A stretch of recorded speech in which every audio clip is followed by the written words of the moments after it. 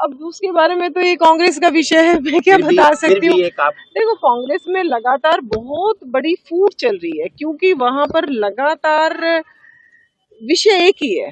Bharatiya Janata party का चाहे कार्यकर्ता है चाहे नेता है, वो एक विचार के साथ खड़ा है, और वो विचार के साथ जो खड़ा है, चाहे वो हमारे प्रधानमंत्री हैं चाहे हमारे मुख्यमंत्री हैं।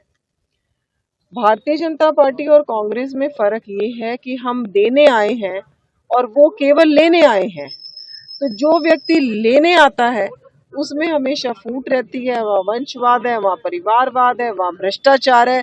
मेरे को क्या मिला, उनका केवल एक ही ध्येय, मुझे क्या मिला। आज भारतीय जनता पार्टी का कोई कार्यकर्ता मैं क्या दे सकता हूँ, ये फर्क है। इसलिए हम यूनाइटेड होके काम करते हैं, क्योंकि हर जने में ये होड़ रहती है कि मैं ज्यादा से ज्यादा काम कैसे कर सकता हूँ, मैं श्रमदान कैसे कर सकता हूँ, मैं समय कैसे दे सकता हूँ। और वहां केवल ये होड़ है कि मुझे पावर चाहिए, मुझे सत्ता चाहिए, मेरे परिवार को पावर चाहिए, मेरे परिवार को सत्ता चाहिए, और जो भी हो सिर्फ मेरे परिवार का हो।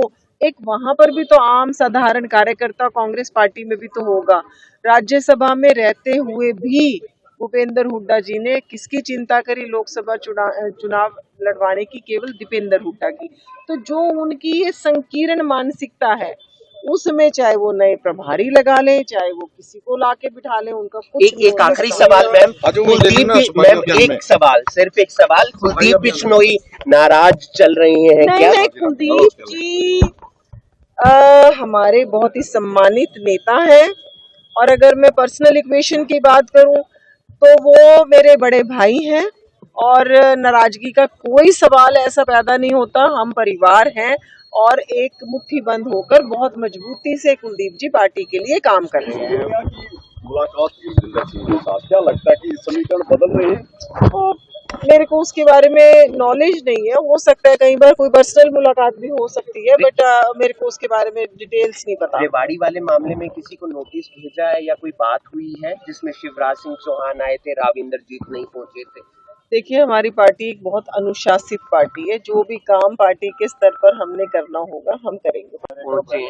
17 तारीख को देश के यशस्वी प्रधानमंत्री हाइड्रोजन ट्रेन को हरी झंडी देने के लिए जींद में पहुंच रहे हैं, और ये पूरे के पूरे भारत में ही नहीं, पूरे विश्व में सबसे ज्यादा ब्रॉड मीटर गॉज वे पे चलने वाली और सबसे लंबी ट्रेन है।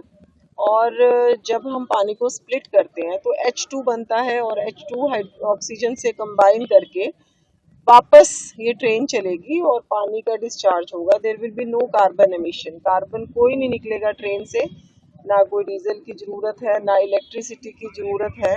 तो ये एक तरीके से ग्रीन एनर्जी, क्लीन एनर्जी, जो मोदी जी पूरा का पूरा विश्व में ग्लोबल वार्मिंग कम करने के लिए एक ध्येय लेके चल रहे हैं, तो ये उसका एक प्रतिरूप है।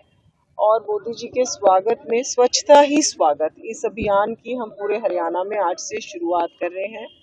हमारे आदरणीय मुख्यमंत्री जी आज पंचकुला से इस अभियान की शुरुआत कर रहे हैं, और उसके बाद मैं करनाल में स्वच्छता करूंगी, और अलग अलग स्थानों पर हम हर मंडल स्तर तक जाएंगे, और जो बहुत ही सभी कार्यकर्ता भारतीय जनता पार्टी के और साथ ही साथ आम समान जनों के सहयोग के साथ इस काम में हम सब श्रमदान करेंगे। और उसी कड़ी में, क्योंकि जब भी कोई आप अच्छा काम शुरुआत करते हो तो हम भगवान जी को कहीं ना कहीं हाथ जोड़ के इस काम की शुरुआत करते हैं। तो भगवान परशुराम, आप सभी को पता है कि भगवान विष्णु के छठे अवतार हैं। तो आज इसलिए मेरे को ये लगा कि इतना बड़ा अभियान सफाई का पूरे के पूरे हरियाणा में शुरू हो रहा है, और हमारे जो विश्व के सबसे लोकप्रिय नेता हैं, और जो मेरे तो जिनको देखकर, जिनको फॉलो करके मैं राजनीतिक क्षेत्र में आई हूँ, वो हरियाणा में आ रहे हैं। तो जो अभियान हम उनके स्वागत में शुरू कर रहे हैं, तो आज मुझे लगा कि भगवान के आगे पुष्प अर्पित करके उनका आशीर्वाद लेकर और मैं इस अभियान की शुरुआत करूँ। सवाल ले लेते हैं, कुलदीप शर्मा भी ज्वाइन कर सकते हैं, कैसी चर्चा चल रही है? देखो, जो भी होगा वो आपके सामने आएगा, तो अभी तो मैं कोई कमेंट नहीं दे सकती।